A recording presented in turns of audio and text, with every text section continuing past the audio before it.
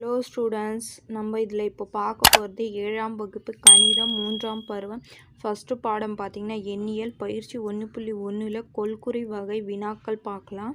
இப்போது 11வது கொஷின் பாருங்கள். 1.0 கூட்டல் 0.83 இஸ் ஈக்குவல்ட்டுன்னு கேட்டுக்கிறேன். அப்போது இது ரெண்டு நம்ம கூட்டணும். அப்போ கூட்டினா இதில் எந்த ஆன்சர் வருதுன்னு நம்ம பார்க்கணும். அப்போ இது ரெண்டு ஃபஸ்ட்டு நம்ம கூட்டலாம். அப்போ என்ன கொடுத்துருந்தாங்க? 1.0, அதுக்கப்புறம் 0.83ன்னு கொடுத்துருந்தாங்க. அப்போ இது கூட்டணும். இதுக்கு மேலே இல்லாதனால நம்ம 0னே எடுத்துக்கலாம். அப்போ கூட்டினிங்கன்னா 0.3 கூட்டினிங்கன்னா 3, 0.8 கூட்டினிங்கன்னா 8, 1.0 கூட்டினிங்கன்னா 1. அப்போ ஆன்சர் என்ன வருது? 1.83. அப்போ இதுக்கு ஆன்சர் பார்த்திங்கன்னா 1.83. இது பாருங்கள், 3வது ஆப்ஷனாக கொடுத்துக்குறாங்க 1.83. அப்போ இது கரெக்டான ஆன்சர் பார்த்திங்கன்னா 3வது ஆப்ஷன். 12வது கொஷின் பாருங்கள். 7.0 கழித்தல் 2.83 இஸ் ஈக்குவல்ட்டு. அப்போ இதுலேருந்து இது நம்ம கழிக்கணும். அப்போ கழிக்கணும்னா பாருங்கள், 7.0 இது 2.83. அப்போது இது கழிக்கணும் நம்ம. அப்போ கழிக்கணும்னா இதுக்கு மேலே இல்லாதனால நம்ம 0ன்னு சேர்த்துக்கலாமா?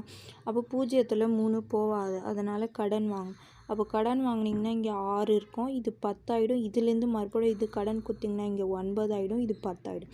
அப்போ பாருங்கள், 10ல் 3 போச்சுன்னா 7, 9ல் 8 போச்சுன்னா 1, இந்த புள்ளி எப்படியே வரும். 6ல் 3 போச்சுன்னா 6ல் 2 போச்சுன்னா 4. அப்போ ஆன்சர் என்ன வருது?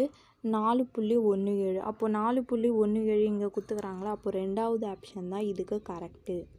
அதுக்கப்புறம் பாருங்கள், 13வது கொஷின். 3.51லிருந்து 1.35 கழிக்கன்னு கேட்டோம். அப்போ கழிக்கணும், மைனஸ் பண்ணோம். அப்போ பாருங்கள், 3.51 அதுலேருந்து 1.35 இது கழிக்கணும். அப்போ கழிக்கணும்னா பாருங்கள், 1ல் 5 போகாதுங்க.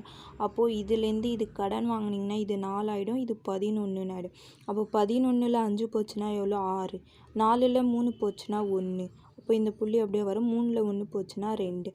அப்போ ஆன்சர் என்ன வருது? 2.16. அப்போ எங்கே இருக்குது? 4வது ஆப்ஷனில் இருக்குது. அப்போது இதுக்கு ஆன்சர் 4வது தான் கரெக்டு. அதுக்கப்புறம் பாருங்கள், 14வது கொஷின். இரு தசம எண்களின் கூடுதல் 4.78, அவற்றில் ஒரு தசம எண் 3.21 எனில் மற்றொரு தசம எண்ணுன்னு சொல்லியிருக்கோம். 2 தசம எண்கள் கூடுதல் வந்து இதுன்னு சொல்லி 1 கொடுத்துட்டுருக்குறாங்க. அப்போ இதுலேருந்து இது கழிச்சிங்கன்னா உங்களுக்கு ஆன்சர் கழிச்சிடும். அப்போ பாருங்கள், 4.78 கழித்தல் 3.21 இது கழிக்கணும். அப்போது 8ல் 1 போச்சுன்னா 7, 7ல் 2 போச்சுன்னா 5, 4ல் 3 போச்சுன்னா 1. அப்போ ஆன்சர் என்ன வருது? 1.57. அப்போ 1.57 இது ஃபஸ்ட்டில் இருக்குது. அப்போது இதுதான் இதுக்கு கரெக்டான ஆன்சர். அப்புறம் பாருங்கள், 15வது கொஷின். இரு தசம எண்களின் வேறுபாடு 86.50 அவற்றில் ஒரு எண் 42.31 எனில் மற்றொரு தசம எண். 2 தசம எண்களின் வேறுபாடுன்னு சொல்லியிருக்காங்க. 1 இதில் குத்துக்கிறாங்க. அப்போது வேறுபாடுனா அந்த 2 நம்பர்லேருந்து இது கழிச்சிங்கன்னா இந்த ஆன்சர் வரும். அப்போது நம்ம இது 2 கூட்டினிங்கன்னா கரெக்டான ஆன்சர் வரும். அப்போ இது 2 கூட்டிட்டு அது வர ஆன்சர்லேருந்து இது கழிச்சிங்கன்னா இந்த ஆன்சர் உங்களுக்கு வரும். அப்போ இது 2 கூட்டிட்டிங்கன்னா அதுதான் இதுக்கு ஆன்சர்.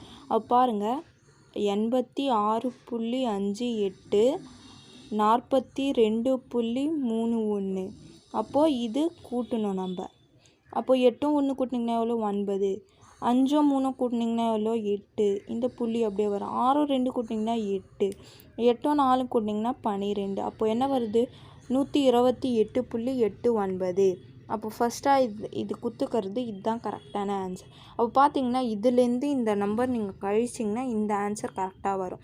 வேறுபாடு தான் சொல்லியிருக்காங்க. அப்போது இதுலேருந்து இதை நீங்கள் கழிச்சிங்கன்னா இந்த ஆன்சர் வரும். அப்போது அவ்வளோதான் இதுக்கு ஆன்சர். புரிஞ்சுதுங்களா?